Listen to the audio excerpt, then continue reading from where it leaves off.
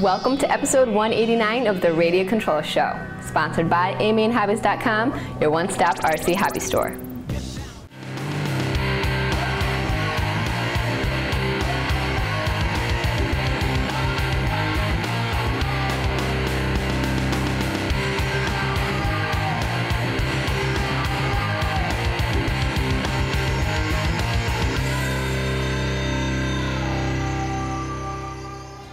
Hey everybody, this is Aaron Waldron with RC Car Action Magazine, and these glasses that I'm wearing aren't just a fashion statement. We're out here nighttime in Oceanside, California at this secret rock quarry checking out these Epson Moverio glasses. These glasses transmit a digital image over the clear lens in front of you so you can both watch what's on the screen as well as what's directly in front of your face. And we've got it hooked up to this little security camera that we've installed in a Kyosho Rock Force crawler that we can use for both third-person inboard camera as well as being able to watch the truck like normal. The secret to using these Moverio glasses in an RC car like what we've installed them in is this BT100 Epson Android powered handset that comes with the glasses. This isn't a screen or anything, it's actually a big mouse pad that you use to navigate the Android interface you can see through the glasses. And this directional pad down here allows us to not only tilt but also rotate the camera that we've installed in the truck, and that way we can look around the next corner or rock to see what's ahead. One of the biggest challenges of doing this out here so far away from the main trail was finding an AC power source that we could plug the router into. Instead, we used a simple inverter like what you would plug into the cigarette lighter of a car and powered it with a couple LiPo packs that we've got tucked into this LiPo case. That way we were able to hike all the way out here with just the equipment that we needed and have a blast when we're so far away from civilization. With the onboard camera installed, it feels like you're doing hundreds of miles an hour, even if you're only going about walking speed. You know, ever since the first time someone decided to put a video camera into an RC car, we've all wondered what it's like to drive from the driver's seat. Using Epson's Moverio glasses, you can do just that, and it really changes how we look at radio control.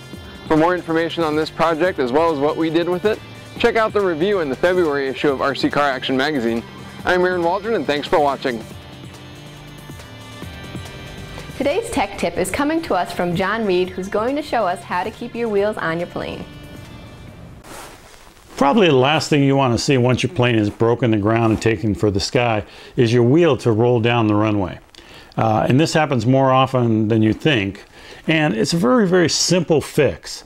All you have to do is grind a little notch at the end of your wheel axle here. And you can use anything to put that little mark in there. You can use a file, you can use any type of file you want. I like to use the Dremel tool, put a nice little flat spot. It can be a V groove, it can be a U channel, it doesn't matter, anything, so that once you put the wheel collar on, when you tighten down the bolt will lock into that little groove there and it prevents it from falling out. Now the only other way that it can come out is if the screw comes off. And to prevent that, you want to use some type of thread locker.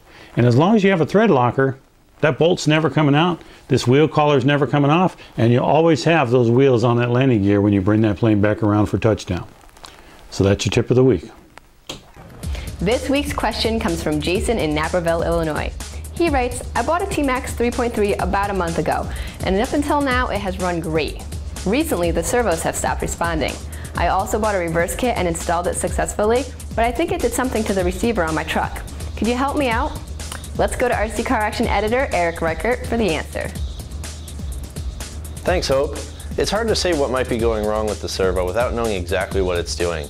To diagnose the problem, start by unhooking the arm from the top of the servo. While you have the steering disconnected, use the linkage to move the steering assembly by hand and see if something is bound up. Check that the wires haven't worked their way out of the plug, and with the radio, test the steering out to see if it works. If the new receiver still doesn't fix the issue, I'd say you've got a bad servo. By starting at the wheels and working your way backward through the process, you can isolate and fix the issue. Recently, Model Airplane News contributor Rich Urovich attended the Monster Planes event in Lakeland, Florida. He brought along his scratch-built giant-scale OV-10 Bronco and teamed up with event Flightline director Sean Curry to have some fun while putting the Bronco twin through its paces. Special thanks to SKS Video Productions for supplying the footage. Hi, my name is Rich Urovich. I'm from Grant, Florida, and we're here at Monster Planes 2012. And we're here with two of my OV-10 Broncos that we've got on site for this event. This one is gas-powered, a couple of RCDF 45s. The airplane is from my own plans. All of the molded parts like the canopy, cowls, nose cap, rear cap, I make. Some specifics on the airplane. It's basically a square laid out airplane, which means the span is as long as the length, and that's 109 inches. So that's a 9-foot airplane. It comes in, both airplanes come in at about 52 to 54 pounds. It's all wood construction, there's no foam. This airplane uses a combination of Sierra Precision and spring air retracts. The airplane is finished in a marine color scheme as used late Vietnam. It's got an operating light in the nose. The props are 19 by 10, uses standard off-the-shelf servos of high torque output, obviously. I'm using a Spectrum 7 radio.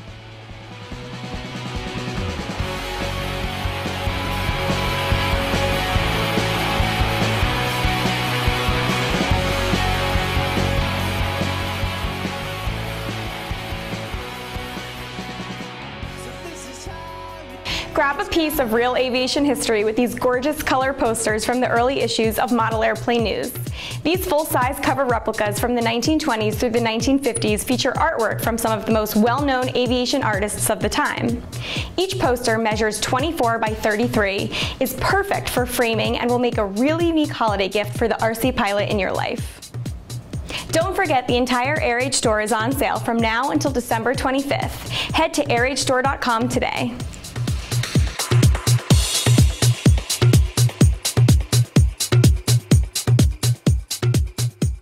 The orange RX receiver from Hobby King is compatible with any Spectrum DSM-2 2.4 GHz aircraft transmitter and comes with its own binding plug. This full-range 6-channel receiver operates on 3.7 to 9.6 volts. It also weighs only 9.8 grams, which makes it ideal for small to medium sport planes, helis, and park flyers.